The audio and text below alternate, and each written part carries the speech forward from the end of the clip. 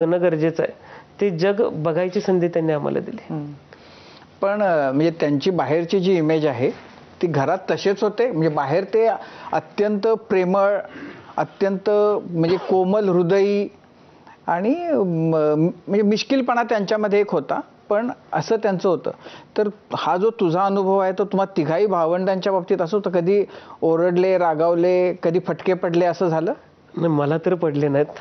माझ्यापेक्षा ज्या मोठ्या बहिणी आहेत त्यांना एकदा पडलेलं आहे असं मला ऐकून माहिती आहे. मला ते मी प्रत्यक्ष डोळ्यासमोर बघितलं नाही, पण त्यांचा स्वभाव प्रेमळ होता. आता सहज कधी बसले तर त्यांना मासे खायला आवडायचे.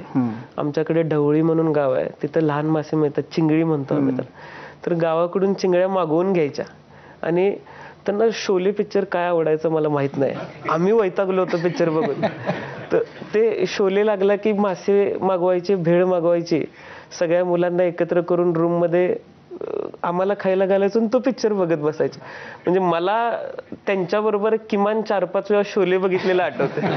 तो पिक्चर मला अजिबात आवडत नव्हता त्यावेळेस. आणि पण तिथं बसायला मिळतंय, ते बोलायचे, विचारायचे. माझी बहीण थोडीशी फ्रँकली त्यांच्याशी बोलायची, फक्त ऐकायला मजा वाटायची. आणि आबा काय होते हे त्यावेळेस कळलं नाही. आता एखाद्या मंत्र्यांच्या अपॉइंटमेंट मागताना आपले वडील काय होते कळते. राजकारणात यायचं हे तू काय 15-16 म्हणजे आबा गेल्यानंतर असं झालं की तुला वाटलं की आपण हे पुढं नेलं पाहिजे, काय म्हणजे कसं झालं? मी आईचा म्हणजे भार बघत होतो. एक पद्धत अशी आहे की आपल्या कुटुंबाचा संपर्क मतदारसंघात फार मोठ्या प्रमाणात आहे आणि लोकांनी विश्वास ठेवला होता. लोकांच्या अपेक्षा आमच्याकडून होत्या. सुखादुखात मिसळायची पद्धत, जुनी पद्धत आमची आहे.